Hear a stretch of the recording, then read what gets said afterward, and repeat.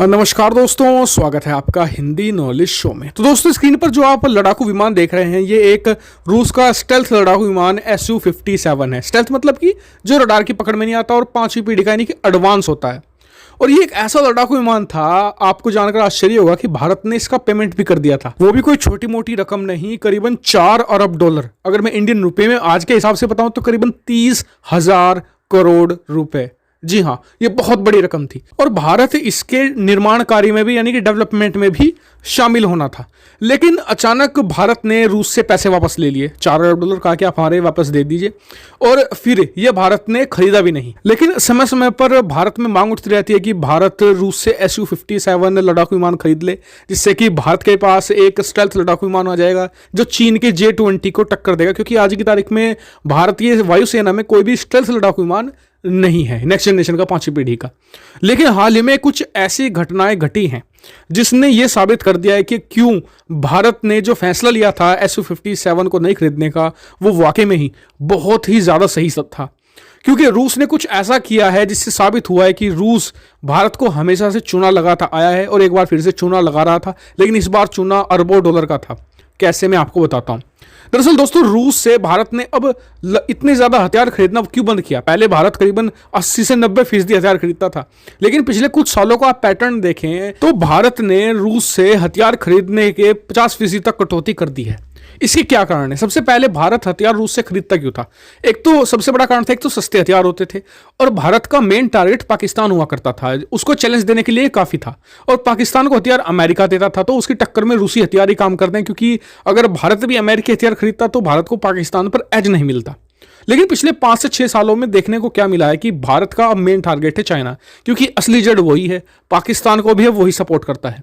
तो भारत ने Su-57 को ना खरीदने का यही कारण था कि रूस जो हथियार भारत को देता है सेम वही हथियार पकड़ा देता है चाइना को, जिससे कि भारत चाइना पर कभी एज नहीं ले पाता।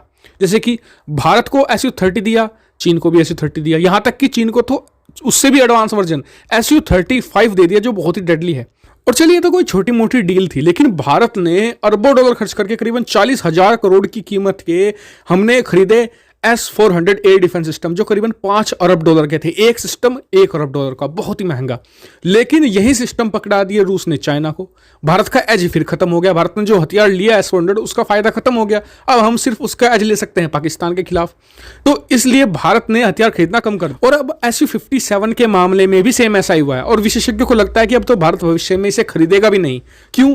दरअसल अब सामने बात निकल कर आई है कि कुछ संख्या में रूस से चीन Su-57 खरीदने वाला है। इसका प्रोडक्शन स्टार्ट हो चुका है, जल्दी दोनों देशों के बीच में डील भी होना लगभग तय हो चुका है। और इससे कितना नुकसान हो सकता था भारत को, इसका अंदाजा इस बात से लगाइए कि मान लीजिए कि अब से 3-4 साल पहले हम रूस से Su-57 की डील कर लेते, हम उनसे लड़ाकू विमान ले लेते, जिससे कि हम सोचते कि हम चीन के J-20 को टक्कर देंगे। लेकिन फिर उधर से रूस Su-57 चाइना को भी दे देता, जिससे कि भारत ने जो अरबों खरबों डॉलर खर्च करके हम ये लड़ाकू विमान लाते भारत, उससे कोई फायदा भारत को होता ही नहीं एक्चुअल में। जी हाँ, क्योंकि उसकी काट पहले चाइना के पास होती है। बल्कि चाइना तो करता क्या है, लड़ाकू विमान लाता है, उसे खोलकर उसके जैसे ही और जैसे ही यानी कि रिवर्स इंजीनियरिंग करके ऐसे ही लड़ाकू विमान और तैयार कर देता है। और उदाहरण के तौर पर उसने रूस से खरीदा था Su-35 लड़ाकू विमान।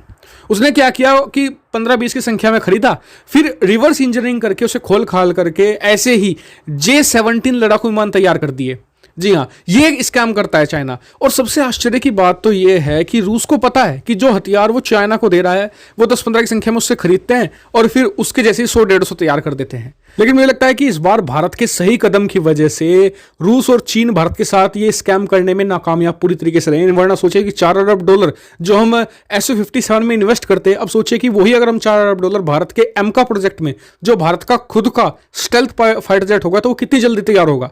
तो यहां पर भारत को बड़ा फायदा होगा और उम्मीद है कि अगले 2 से 3 सालों में इसके कुछ प्रोटोटाइप भी सामने आएंगे और जल्द ही इसकी फ्लाइट भी होगी। आपका क्या मानना है इस पूरे इंसिडेंट पर? कमेंट करके मुझे जरूर बताइएगा, साथ ही चैनल को सब्सक्राइब भी कीजिएगा।